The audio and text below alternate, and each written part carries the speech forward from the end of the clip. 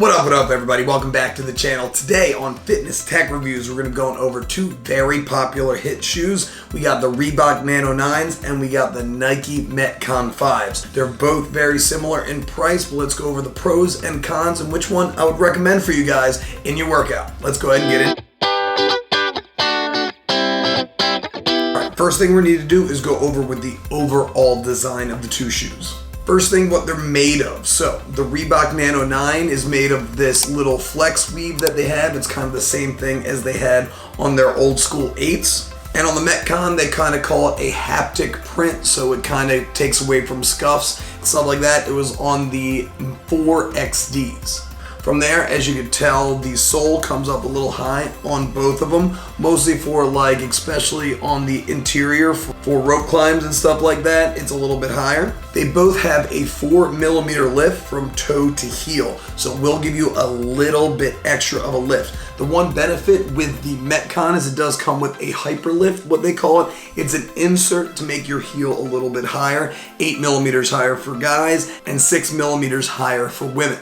The only benefit I really see in this is if you didn't have your lifting shoes with you. Mostly if you're lifting, usually you have your lifting shoes with you that do give you a better raised heel for things like pistols and lifting heavier weights. And of course, if you are a CrossFitter, it's great for Olympic lifts as well. And as the tongues are concerned, the Nano has a much more cushiony tongue, where the Nano 5 is a little bit more slim, even though it is a little thicker than last year's model. Another thing, did they fix the Metcon squeak? So I have a pair of Metcon's 4s right here that I use for a very long time. You hear that? Yeah, it's like really annoying to just walk through even quiet spaces with that squeak, so I usually didn't wear these when I was around, but as far as the Metcon 5s, no squeak. They finally fixed that. I remember my 2s, my 3s, and my 4s. Once they started getting beat up a little bit, they would squeak a lot like that. It's kind of embarrassing, but I'm glad they finally fixed it on the 5s. So a couple other things with this. The toe box is going to be a little bit bigger in your Nano 9, so if you have a wider foot, I would definitely recommend the Nano 9, as the Metcon 5 is a little bit more slim. Let's talk about durability. As you can tell, both these guys have been through the ringer.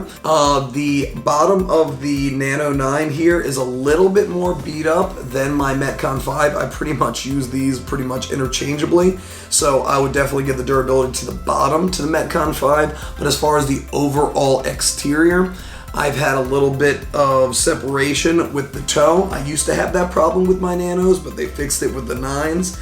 And a little bit of separations on the sides as well that look a little unsightly. So if you're looking for something a little bit more durable, and especially you can wear around more, I'd probably pick the Nano 9s. All right, let's go with what kind of workout you guys would use this in. First thing, rope climbing.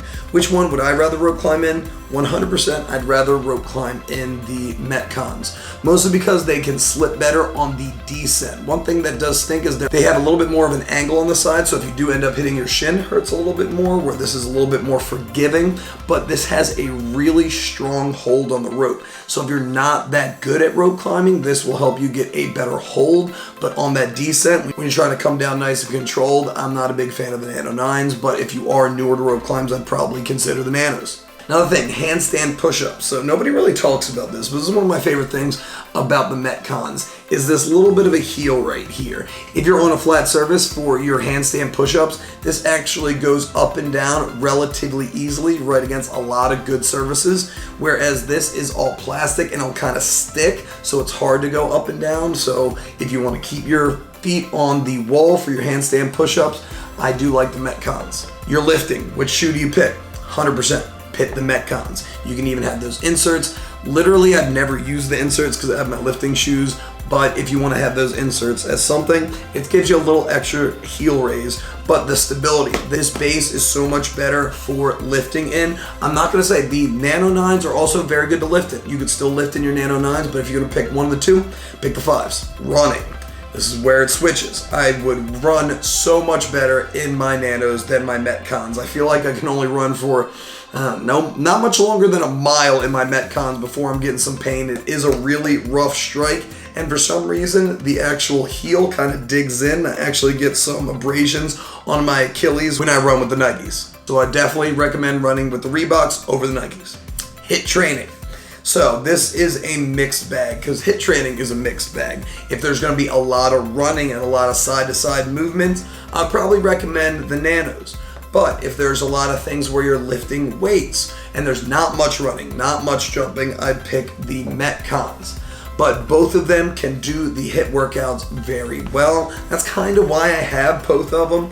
I do like them interchangeably, but if you're picking one over the other as far as your HIIT workout is concerned, it really counts on what you're doing. So more running, cardio based, I guess you could say, would be your Nanos, and something that's more heavy, strength based, I would be more focused on the Metcons. What is my overall thoughts on the two? I was a Nano fan from the Nano 2s and beyond, and still until about the Nano 6s, and I wasn't a big fan. And then I jumped on the Metcon bandwagon. Then I kind of bounced back and forth. But from here on out, I've been pretty much a Metcon guy. I just love the way it looks. I love the way it feels. And the 5s became a lot more comfortable than the previous, and it took away that squeak that was so freaking annoying on those last two. Well, hopefully I helped you guys out making a decision on your purchase. Please smash that like button and please subscribe to the channel. I got tech reviews, 2 of them each week. But other than that, stay happy, stay healthy, and above all, stay positive. I'll see you guys in the next one.